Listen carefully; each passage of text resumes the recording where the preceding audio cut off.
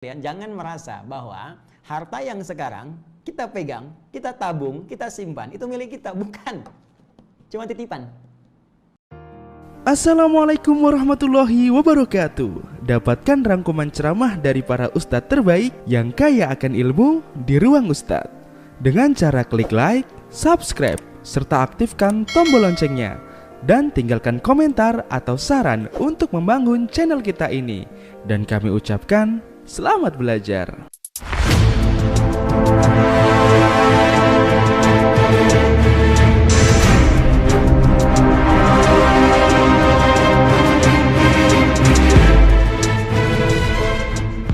Yuk kita lihat dulu. Kita sekarang coba buka yang Al-Wasit dulu ya. Dari Syekh Muhammad Sayyid Tantawi. Saya selain Ibnu Katsir membuka yang ini karena saya talaki langsung. Jadi dari gurunya, kitabnya pun didapatkan saat saya di Madinatul Bu'ath di Al-Azhar. Saya dapatkan ini, saya mengaji, jadi argumentasinya lebih enak disampaikan karena gurunya pun pernah kita berhadapan langsung. Jadi akan lebih kuat dan merasa nyaman untuk disampaikan.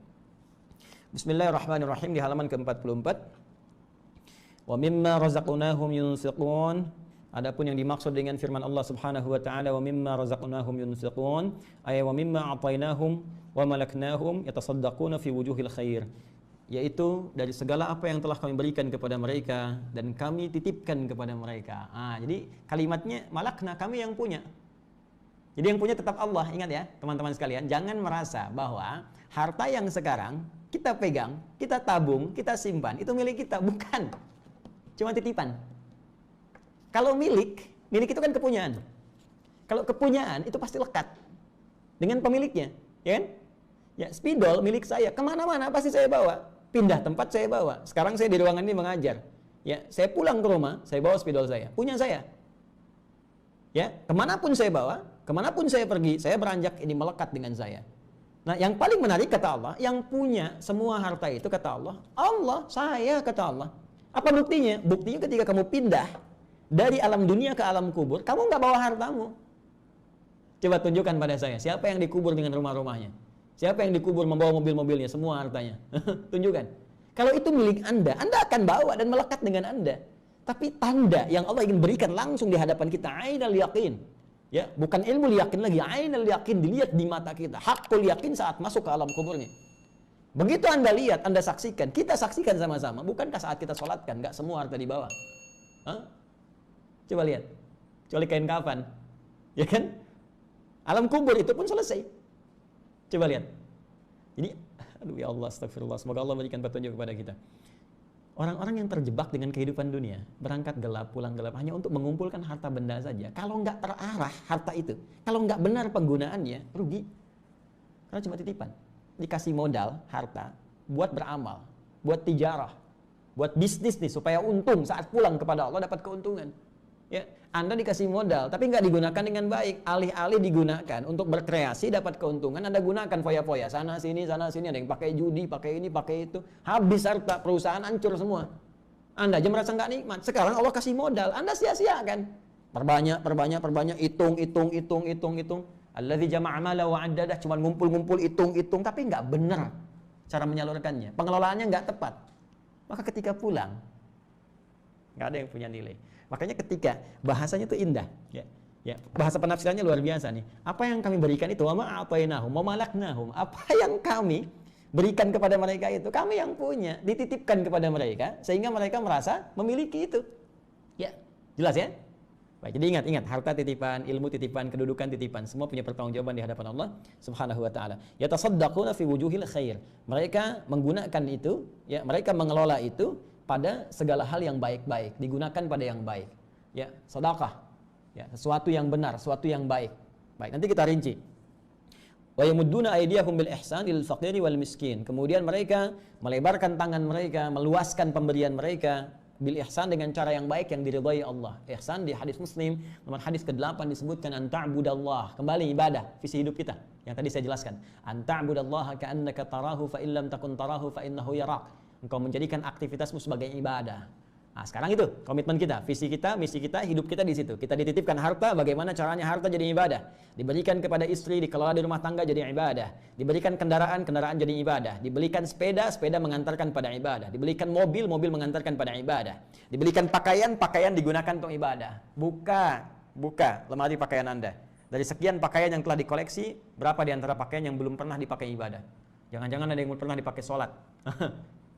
Lihat koleksi alas kaki Anda, sepatu, sendal yang udah dipakai kondangan, dipakai setahun sekali, pernah nggak dipakai ke majlis ta'lim, dipakai menunaikan ibadah, pakai ke masjid, lihat, itu akan dihisab. Jelas. Baik, jadi segala hal jadikan sebagai ibadah dan lakukan semua karena Allah. Seakan-akan ya kita sadar Allah mengawasi kita walaupun kita tak mampu melihatnya. Ya, anta'budallaha ka'annaka tarahu fa illam takun tarahu fa innahu yarak. Ilal faqiri wal miskin, kepada orang yang membutuhkan, baik dalam kalangan yang sangat membutuhkannya ataupun yang punya keterbatasan, dia punya pekerjaan tapi tak mampu memenuhi hajat hidupnya. Sekarang dirinci. Warizqu 'inda jumhuril ulama, adapun pengertian rizki ini. Ya, wa mimma razaqnahum. Sebelum kita masuk ke infak, kita terangkan rizki dulu. Dari sebagian rizki, dari rizki yang banyak yang kami berikan, kami titipkan kepada mereka, itu mereka infakkan. Apa itu rizki? Wa rizqu 'inda jumhuril ulama, adapun yang dimaksud dengan rizki menurut pemahaman mayoritas ulama, ma salaha lil intifa' bihi halalan kana aw harama. Baik. Ma salaha lil intifa' bihi, segala yang baik untuk dimanfaatkan. Jadi luas nih, ini masih luas. Ya. Halalan kana aw haraman. Fokus. Segala yang baik untuk dimanfaatkan. Ma saluha lil intifa' bihi. Jadi maknya kembali ke tadi saya terangkan, ma ini menunjukkan aspek yang luas, banyak. Jadi kalau kita bicara tentang rizki, pemaknaan rizki itu masih luas. Banyak maknanya. Kalau rizki ya, masih luas. Awas, nanti beda dengan infak. Awas, hati-hati. Rizki itu sifatnya luas. Ada yang sifatnya materi, yang berwujud, ya bisa dipegang, kan? Ya bisa digunakan beraktivitas, bisa dikreasikan. Di sini kita tuliskan uang, nah, itu rizki. Makanan, itu rizki. Ya, pakaian, itu rizki. Sandang, pangan, papan, itu rizki. Ada yang sifatnya wujudnya tak terlihat langsung, tapi terasa bagian yang bermanfaat dalam kehidupan kita. Tadi masaluhal lintifa, hal yang sangat bermanfaat. Ya, hal yang baik yang bisa dimanfaatkan. Apa di antara yang wujudnya immateri? Ya, tak tampak langsung, bisa kita pegang, wujudnya nyata, bisa kita kreasikan misalnya. Apa di antaranya? Kesehatan, itu rizki. Kebahagiaan, itu rizki. Ya. Tuh. Kaya itu penting, itu rizki. Tapi bahagia pun itu penting. Coba, pilih mana? Pilih mana? Kaya tapi gelisah, atau miskin tapi tenang? Kalian yang kameramen nih, pilih mana? Kaya tapi gelisah, atau miskin tapi tenang, bahagia? Yakin saya, kaya tapi bahagia. Berarti bahagia itu penting, bahagia itu rizki. Tuh, sampai bersin tuh. Baik, alhamdulillah. Baik, teman-teman nih, sehat tuh, tapi gelisah, atau sakit tapi tenang? Ya tenang itu rizki, sehat itu rizki, makanya pengen sehat dan tenang, sehat bahagia, ini rizki, keturunan rizki, keturunan. Ya, makanya Nabi Zakaria alaihissalam cukup, pakaian cukup, makanan cukup, keturunan belum ada, minta sama Allah Subhanahu wa Ta'ala. Begitu melihat Maryam, ya mendapatkan rizki dari Allah berupa yang pakaian, berupa makanan, khususnya makanan, kebutuhan-kebutuhannya. Di Ali Imran ayat 37 itu, ya, fataqabbalaha rabbuha biqabulin hasanin wa ambataha nabatan hasana wa kaffalaha Zakaria kullama dakhala 'alaiha Zakaria al-mihraba wajada 'indaha rizqa qala ya Maryam anna laki hadha qalat huwa min 'indillah innallaha yarzuqu man yasha bighairi hisab. Ya, pamannya setiap kali mengantarkan kebutuhan ada semua rizkinya, disebutkan rizkinya berupa makanan, berupa kebutuhan Maryam, ada yang materi. Tapi ketika bertanya dari mana semua ini, jawaban Maryam jadi umum. Dari Allah. Allah memberikan, ini sifat keumumannya. Sifat keumumannya, keumuman rizki yang saya maksudkan. Innallaha yarzuqu may yasha. Allah akan memberi rizki pada siapapun yang ia kehendaki. Bi ghairi hisab, tanpa batasan. Jadi Nabi Zakaria bertanya khusus rizki terkait dengan yang materi, makanan, pakaian, ini kan saya antarkan, kau udah ada. Maryam menjawab umum, jangankan makanan paman, jangankan pakaian, rizki yang banyak pun Allah akan berikan dengan mudah pada siapa yang dikehendaki. Maka Nabi Zakaria mengikuti jejaknya Maryam. Bagaimana bisa mendapatkan ini? Saya makanan cukup, pakaian cukup, yang belum ada keturunan. Maka minta, sholat tadi mihrabnya itu. Di ayat 38-39 itu kan? Hunalika da'a Zakaria rabbah qala rabbi habli min ladunka dzurriyyatan thayyibah innaka sami'un du'a. Maka di situ beliau berdoa, ya Allah anugerahkan kepadaku keturunan. Nabi Zakaria mintanya keturunan. Ini keturunan itu rizki. Ya, keturunan rizki. Jadi kalau rizki itu masih luas sifatnya. Nah, dari semua rizki yang diberikan, makanya tadi disebutkannya banyak. Banyak, ya kan? Ya, masal walil intifa, yang bisa dimanfaatkan, bisa dikreasikan, bisa digunakan. Kita merasa nyaman dengan itu semua. Itu banyak Allah kasih kepada kita. Teman-teman sekalian, sehat itu rizki. Betapa banyak orang punya banyak harta, tapi nggak sehat misalnya. Ya kan? Anda sehat, keturunan baik, di rumah sehat semua, itu rizki. Tapi dari yang banyak itu, nggak semua mesti diinfakkan. Jadi infak itu lebih khusus lagi dari rizki ini. Maka muncul amalan instrumen takwanya infak. Dari rizki ini, apa amalannya? Apa instrumen takwanya? Infak. Infak lebih spesifik dari sebagian rizki itu. Kalau kita mau buat tafsir yang umum, dari yang ini yang banyak ini, nggak semua mesti diinfakin. Emang ada orang infak anak? Saya mau infak anak, nggak mungkin. Ya, saya mau infak istri, nggak ada. Istri bilang saya mau infak suami, saya kesel di rumah, saya infakin aja suami saya, nggak bisa. Ya, saya mau infak kebahagiaan, nggak bisa. Ya, jadi spesifik sifatnya.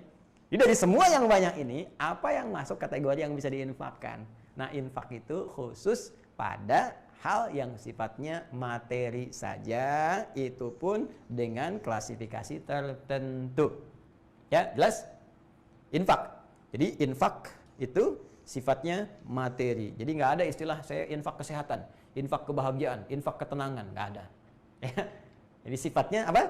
Materi. Ini pun klasifikasinya tertentu saja. Dari materi yang ditetapkan itu, apa yang termasuk klasifikasi yang bisa diinfakkan, yang bisa dikeluarkan sebagai amalan harta yang masuk dari instrumen takwa kita kepada Allah Subhanahu wa taala. Untuk mengetahui itu, kita lihat dulu definisi infak itu seperti apa. Ya. Bismillah. Kita baca lagi. Kita teruskan ya. Jadi mohon izin kita bahas sampai mengerti betul ya, sampai paham betul. Bismillahirrahmanirrahim. Kita lanjutkan. Termasuk ini saya beri catatan. Halalan kana au haraman. Ya, jadi kalau rezeki yang banyak tadi bisa kualifikasi yang halal, bisa yang haram. Ya, jadi itu masih masuk rezeki. Masih masuk kategori rezeki. Karena itu ada min di awalnya dari sebagian, maka bagian itu bisa luas. Jangan sampai engkau berinfak dari yang haram. Hati-hati, cek dulu harta kita. Mohon maaf ya, jahiliyah itu sejahiliyah-jahiliyahnya. Bukan jahiliyah, sejahiliyah-jahiliyahnya. Itu saat mereka akan berinfak untuk pembangunan Ka'bah. Ya, renovasi Ka'bah. Itu yang dikeluarkan cuma yang baiknya aja. Sepakat mereka. Jangan keluarkan dari yang jeleknya, keluarkan yang baik-baiknya. Sepakat semuanya itu. Itu sejahiliyah-jahiliyahnya. Nah, kita, Anda, saya yang mengaku sudah keluar dari jahiliyah. Berapa dari sekian harta kita yang baik yang bisa kita keluarkan? Karena itu ada min di situ. Walaupun Anda mendapatkan rezeki, jangan didapatkan dengan cara yang haram. Apalagi rezeki haram dipakai untuk infak. Itu yang keterlaluan. Hasil korupsi, wah biar jadi dapat legalitas dari Allah, nggak banyak banget dosanya. Misalnya saya pakai infak aja buat bangun madrasah, nggak bisa. Ya, hati-hati. Jelas ya? Baik. Kemudian kita teruskan lagi. Sekarang masuk pada kategori infaknya, ya, kategori infaknya. Wa qala yunfiqun wa anfaqa malahu anfadahu wal infaq ikhrajul mal wa infaduhu wa sarfuhu. Adapun yang dimaksud dengan infak itu ikhrajul mal wa infaduhu wa sarfuhu, mengeluarkan harta, baik itu Anda berikan dari sebagian tadi sampai tuntas selesai habis, atau Anda berikan sebagian-sebagian. Nanti teknisnya kita jelaskan. Tapi secara singkat, mengeluarkan harta materi yang sifatnya berharga. Mal itu sesuatu yang berharga, bisa uang, kan? Ya, bisa kemudian dari hasil pertanian, perkebunan, bisa jadi makanan, ya. Ya, jelas ya? Kita turunkan dulu. Infak, saya mohon izin untuk membahas secara dalam dari segi bahasanya dulu supaya kita bisa memahami dengan lebih sempurna, ya. Bismillah.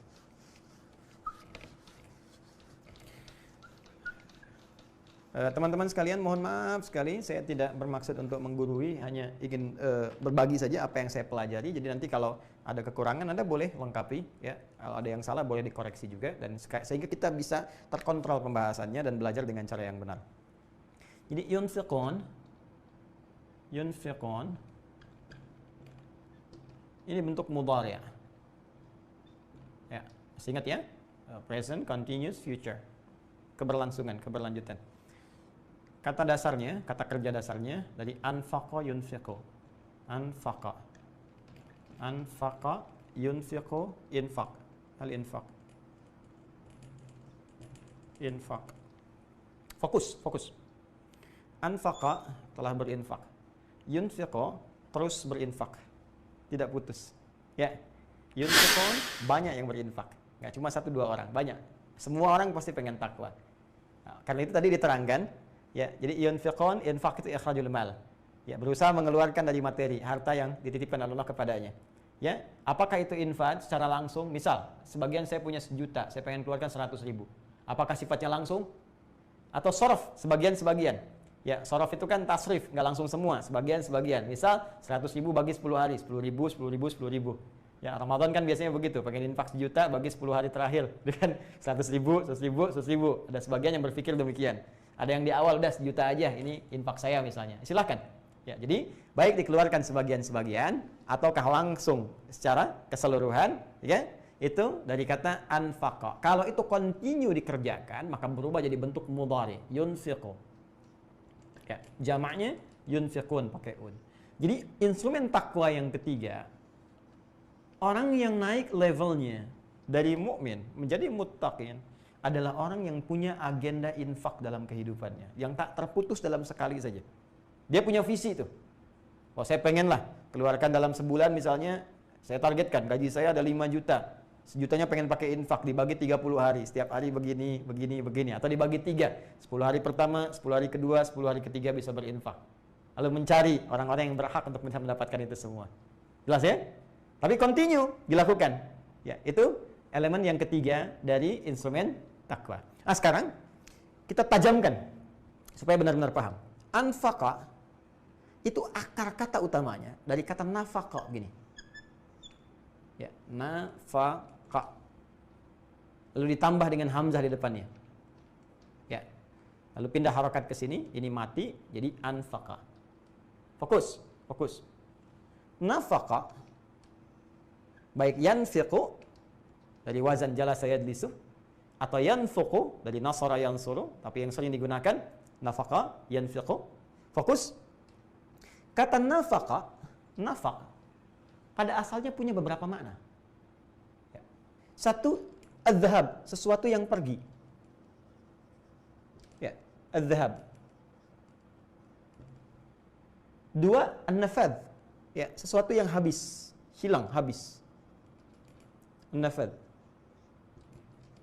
An-nafadz. 3, ini al-mamar, terowongan yang dibangun dari tempat masuk sampai ke akhir. Karena itu kalau Anda umrah atau haji qadarullah tahun ini, ya insya Allah ada kebaikan yang telah ditetapkan, tinggal kita arahkan saja pada amalan yang lebih baik insya Allah. Ya insya Allah di tahun berikutnya haji bisa dilakukan, kita berdoa kepada Allah Subhanahu wa taala. Demikian yang umrah pula. Nanti kalau Anda haji atau umrah kan sering lewat terowongan ya. Di Saudi itu, ya saat lontar jumrah ada terowongan Mina, ya kan? Baik, ya kemudian saat akan ke Masjidil Haram, di ring 1 ada terowongan Mahbas al-Jin masuk. Itu terowongan, bahasa Arabnya nafaq, ditulis atasnya nafaq. Ya, nafaq ini. An-nafaq. Baik. Bisa dikatakan mamarrun, ya, mamarrun tempat lewat terowongan yang dibangun dari jalan masuk sampai dengan jalan keluar. Ini dari bahasa Arabnya. Nah, sekarang perhatikan keindahannya. Bagaimana makna ini sedemikian indah bisa kita dapatkan. Teman-teman sekalian, perhatikan baik-baik. Ketika ini ditambahkan hamzah, jadi anfaqa, yunfiqu, maka ini menunjuk pada sebuah usaha untuk mengeluarkan sesuatu, ya, sehingga yang ada melekat pada kita itu menjadi pergi, ya, pindah dari kita. Jadi kalau saya punya spidol, ya kan, ini melekat pada diri saya ingin berusaha untuk keluarkan supaya tidak ada pada diri saya. Tambahkan hamzah lil izalah untuk menghilangkannya. Ya. Baik, maka saya katakan anfaqtul qalama. Saya menjadikan spidol ini pergi dari saya, keluar, menjauh dari saya. Ini mana pertama. Baik. Karena sudah nggak ada di saya, habis kan? Nggak ada kan pada diri saya? Maka punya mana yang kedua, nafad namanya, habis. Ya. Jadi Masya Allah, kalau Anda mau berinfak, dari bagian yang telah Anda siapkan untuk infak itu jangan ditahan-tahan. Berikan, habiskan. Punya 10 juta, sejutanya buat infak. Jangan tahan-tahan lagi, kalau sudah bagiannya infak, ya keluarkan infak. Ya, 100 ribu udah masuk nih, buat agenda ke masjid sholat Jumat besok. Ya udah, ketika ada kotak lewat, masukin, jangan tahan. Ya, kalau nggak sempat kotaknya lewat, ya setelah selesai Jumat, cari kotaknya, masukin, titipin ke DKM masjid. Jangan sampai pulang ke rumah, ke bawah lagi. Karena harusnya pergi keluar, nafad hilang. Jelas? Baik sebagian-sebagian, terus 1 juta langsung dikeluarkan. Itu sifat infak. Indah kan? Tapi yang paling dahsyat, infak akan membangun terowongan kehidupan bagi kita, yang akan kita dapatkan hasilnya saat kita kembali kepada Allah Subhanahu wa Ta'ala. Jadi kalau kita mau makna yang lebih dalam lagi, sebetulnya infak itu adalah terowongan kebaikan untuk mendapatkan cahaya, hasil yang lebih bagus saat kita keluar dari kehidupan dunia menuju alam yang lain di barzah. Bukankah saat Anda masuk terowongan, teman-teman sekalian, Anda keluar ya dari sini, masuk dari sini, bukankah masuk dari satu tempat keluar di tempat berbeda? Perhatikan, infak adalah jembatan, infak adalah terowongan yang akan memindahkan amalan Anda. Terlihat seperti pergi, sesungguhnya dia akan mengantarkan kemudahan Anda untuk masuk ke alam berikutnya dengan pahala-pahala yang telah kemudian disediakan. Tapi seperti bikin terowongan gak mudah, infak pun gak mudah. Tuh lihat, bikin terowongan, gali dulu, sampai Anda bisa mendapatkan jalan keluarnya. Infak juga begitu, mau ngeluarin tuh gak mudah. Ya, coba deh, mau infak 1 juta, bisa nggak? Gak mudah. Kadang gali dulu, 10 ribu dulu, gitu kan? Galinya kecil dulu. Ada yang langsung gali 500 ribu, ada yang segini, itu kan? Ada yang pengen langsung 1 juta, ya kan? 1 juta itu, bagi orang yang punya penghasilan 5 juta, terasa besar. Tapi yang punya 1 triliun, infak 1 juta, itu nggak ada apa-apanya, kawan. Coba saya tanya nih, Anda yang teman-teman, numpang makan di Indonesia, numpang cari kerja di Indonesia, sampai dikatakan, ini triliuner, hartanya banyak. Di situasi sekarang, berapa yang bisa keluarkan? Hah? Mana kehebatan yang bisa kita kerjakan untuk bangsa kita? Mana kaidah infaknya? Ya, seharusnya Anda muncul saat ini. Saya 500 miliar. Saya 300 miliar. Ya, bekerja di Indonesia, ngambil hasil dari Indonesia. Sekarang Indonesia butuh Anda. Ada 3 ibu yang kita mesti berbakti. Ibu yang melahirkan kita. Surga terletak dalam bakti kepadanya. Ibunda kita Ummul Mukminin, istri Rasulullah SAW. Ya, sudah tidak ada saat ini cara berbakti kita menjaga kehormatannya, menjalankan apa yang telah diajarkan oleh mereka sebagai petunjuk dari Rasulullah SAW. Ibunda kita. Dan ibu kita yang ketiga, ibu pertiwi kita. Tempat kita bernaung, tempat kita berpijak. Sekarang ibunda kita sedang sakit. Maka anak-anaknya harus membantu kembali. Anak-anak ibu pertiwi sekarang sudah ada yang jadi pejabat, jadi presiden, jadi menteri, jadi jenderal, jadi pengusaha hebat. Ya, Allahu Akbar. Kenapa kita tidak bersatu membantu ibu kita untuk sehat kembali? Ayo kita bangun. Sehatkan ibunda kita. Jangan sampai harta-harta ibu diambil oleh orang-orang lain. Jangan sampai harta ibu dikuras oleh orang lain. Jangan sampai kita membuat ibu semakin sakit dengan berselisih, bertengkar. Kita punya dasar, punya falsafah. Nilai ketuhanan ada, ketuhanan yang Maha Esa. Nilai kemanusiaan ada, kemanusiaan yang adil dan beradab. Persatuan kita harus satukan. Persatuan Indonesia. Kerakyatan dipimpin oleh hikmat, bijaksana dalam permusyawaratan perwakilan, keadilan sosial bagi seluruh rakyat Indonesia. Itu falsafah kehidupan kita berbangsa, bernegara. Nilai syariat hadir di dalamnya. Ibu kita sekarang sedang sakit, apa yang bisa kita kerjakan? Mohon maaf, saya ingin mengingatkan.